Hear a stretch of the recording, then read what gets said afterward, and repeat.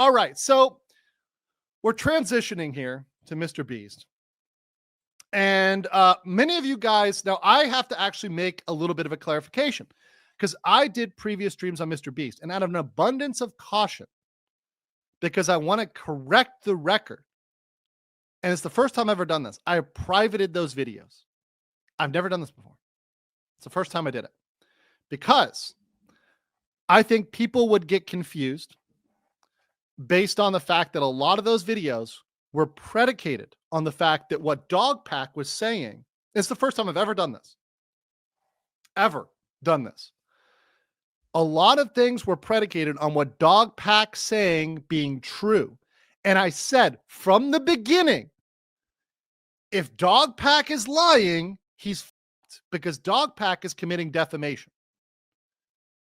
And so it's become clear, at least, that there's a strong case for defamation now against DogPack.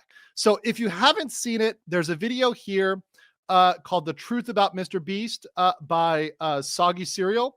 Now, I'm not going to play this whole video, but one part that you might want to get into is with Delaware. This guy Delaware. So there's a lot of things this guy DogPack threw out about MrBeast. They threw out that he was committing war crimes, that he was doing an illegal lottery, that he hired a sex offender, that he, what else? There's accusations of knowing about CP, and some things that he was accused of are criminal and some are not. But the problem is when you accuse somebody of criminal activity, you better be damn well sure you hit. So I'm going to play this little short clip. Once again, this is his position. Some people are going to say it's glazing. It might be, who knows, right? But he's at least got some basis where he could file a defamation suit against DogPack. And now DogPack has to come back and counter this, which maybe he's able to, maybe not. But until, in my opinion, until we see this in court, I'm not going to be able to rule either way. I need to see this in court now between DogPack and between MrBeast, and they bring out the evidence and they both present the evidence and we see what they objectively have.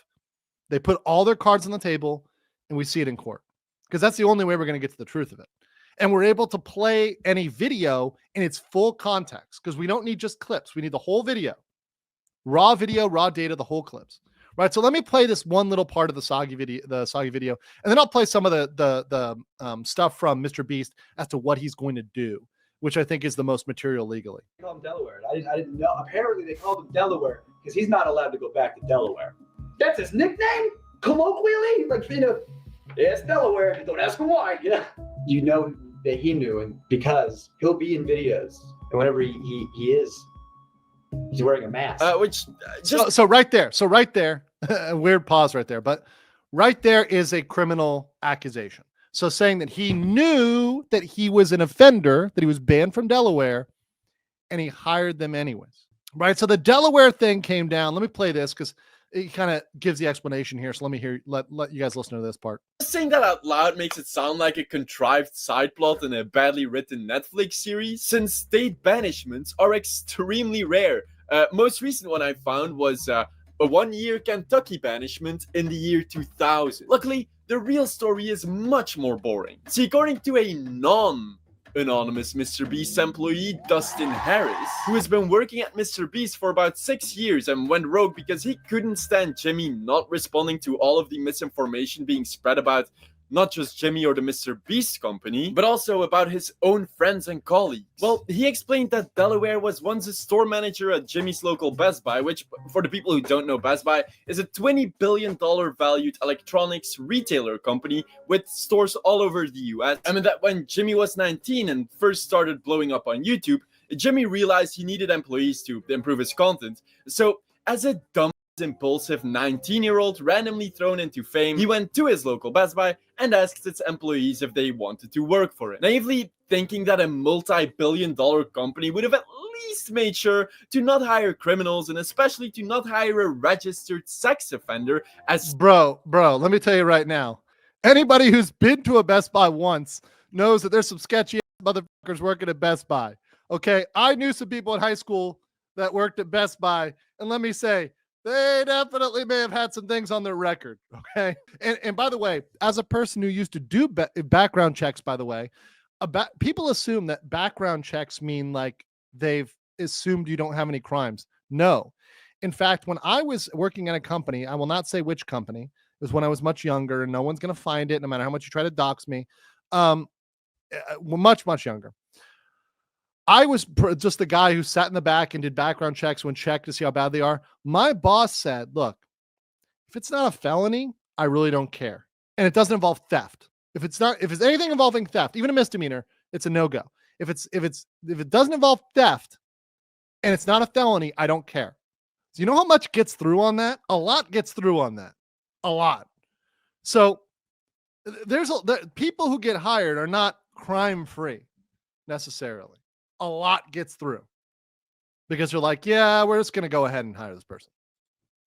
Store manager, 19-year-old MrBeast didn't do background checks. Was that stupid? Yes. Is Delaware a piece of shit? Yes. Should Jimmy take responsibility for making that mistake? Yes. But it wasn't this fucked up master plan by Jimmy to intentionally hire an RSO. It was a dumb mistake by an inexperienced adolescent starting up a business. I don't need to take mine or Dustin's word for it. If someone did but a shred of research, you'd find this still publicly available, almost 7-year-old video on the MrBeast channel, where you can see Delaware as the Best Buy store manager before he was hired at MrBeast. And guess what nickname was embroidered on his Best Buy uniform? Delaware. Wow. Well, that was hard investigative research. They called him Delaware because he's not allowed to go back to Delaware. You know that he knew, and because he'll be in videos, and whenever he is, he's wearing a mask. And whenever he is, he's wearing a mask. He's wearing a mask. And for the people thinking that he still works at MrBeast, no, he was fired over half a decade ago. Now, DogPack, before you say something along the lines of, what about the recording we showed from a real MrBeast employee talking about Delaware? Do you really want me to go into detail about how you and your cronies tricked an employee into saying what you wanted him to say to support your lies, and then you guys recording him and using that recording without his consent? Okay. Hi, Garrett. Can you tell me a bit about how long you worked at MrBeast? I was at MrBeast from around 2017 to 2021. So you've worked there for 5 years and could be seen as a credible ex-employee. Yep. You're the person who we can hear talk about Delaware in the recording Dawson or DogPack404 shows in his video.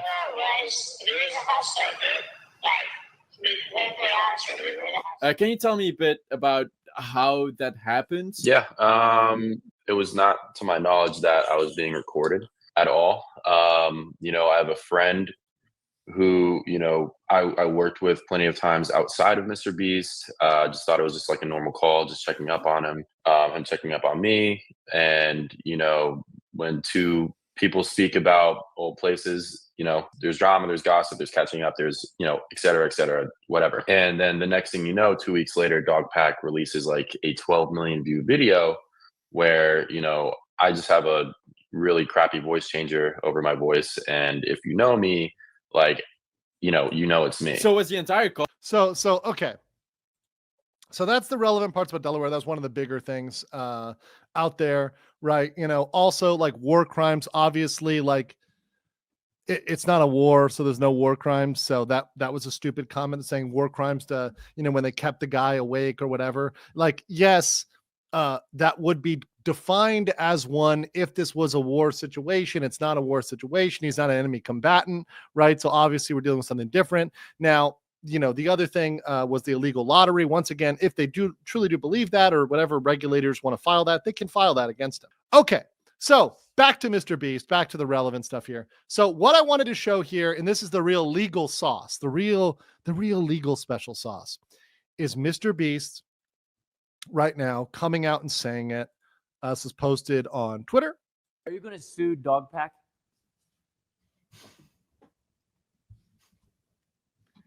Well, there's tons of examples of him intentionally manipulating things to not be true and posting it online. Tons and tons and tons of that. Soggy has basically an hour and 27-minute video, and an hour of it is just flat out proving manipulation and lies, and caused a lot of harm to my businesses. I mean, I've literally had people pull out millions of dollars and then tell me it was directly because of his video. And don't worry, I instantly was like, can you send that in writing? So, if I win a case or anything, I can directly point damages. No reason why. And so Well, yeah, MrBeast is a very large creator. So, by the way, damages, which is an element of any suit for defamation, that's going to be super easy for him to prove. So, because of his size and his partnerships, it's going to be damages are simple, right? The defamatory statements are clear. He's accused him of criminal activity. That's per se defamation. It doesn't need to, it's defamation, right? So now the burden shifts to DogPack to prove what he said was true. So if he can prove it's true, that's a defense, but he has to prove that what he said was truthful. And it's got now, MrBeast does have to prove that, in terms of malice, because I believe they're both going to be public figures. They're public figures, so he's going to have to prove malice, but the malice won't be too hard here, right? And the intent side will not be horribly difficult. So that's why I think the real fight here is more going to be on, is it truthful or not? I mean, it's just unfortunate. Like, I don't want to be put in this situation, but probably going to have to. I mean, it's just, I mean, what do you do if someone's just spreading misinformation about you and, just causing harm to your business and like getting it to the point where you might have to potentially fire people because it's costing so much revenue? It's like, it's not fair to the people in my companies. You know what I mean? It's just sad, it's not a thing I take joy in, but Right. yeah. Yeah. So, okay. So yes. They're Plan? not done drafting it up, but once they're done, more than likely, yeah. Okay. Interesting. Yeah, I that's mean, every law firm I've talked to, they're like, this would be the easiest win they've ever seen in their life. I mean, it's like crazy. I had one tell me like you could chop up all the evidence into like sue 3 separate times and win all 3 cases because you'd have enough for each. Like one person I was talking to, he's won like 67 out of his last 70 cases, and he's like, this would be literally the easiest case I've ever done. Like it's because there's just so much blatant, misinformation and lies spread. Like, I mean, it's crazy. I mean, just go watch Soggy's video. Go look at his Twitter where he's redacted multiple ones of it. I mean, yeah. I don't know. Yeah. So there you go. So, he said he's going to sue. He said he's going to bring it. So at this point, it's like, all right, well, we'll see it when it comes out. Obviously, I'll review it when it comes out. And, he's denied a lot of the allegations. He's denied, for example, running the illegal lottery, right? So like, here's the illegal lottery video. I think this one's pretty relevant. Let me play this one. Is there any compliance, any steps taken to prevent this? What is your just perspective on that? Yes. So I don't think we did. I have people looking into it and like trying to pull the footage and figure it out. He disproved the 2, which I mean, those were crazy. I don't want to just like speculate. I have a team looking into it. I don't think we did though. But regardless, just to be truthful, if people want a refund or think for whatever reason, like we did something wrong, like I'll send you a link that you can just put in the description where they can get a refund. Maybe just throw it on the screen here. Okay. But yeah, I mean, at the moment, that's all I really have to say. Maybe I could do a follow-up in the future. I'm trying to, dig up all the footage from that live stream. This was like many years ago. Like this isn't like something I did 3 months ago. Yeah. COVID. Was there any compliance? So that's part of the lottery thing. So obviously too, that's another one. Look, if it was a legal lottery, like wait for, and you're going to wait for the regulators to sue, or just be, once again, like I say, say this could constitute this. This might be this, right? He has to be concerned about this.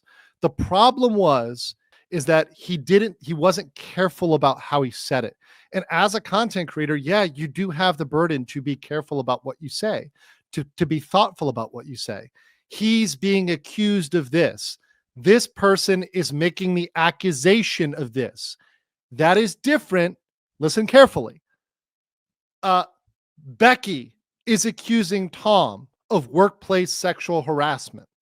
That's different than saying Tom is a sexual predator, right? See the two differences? Tom is a sexual predator.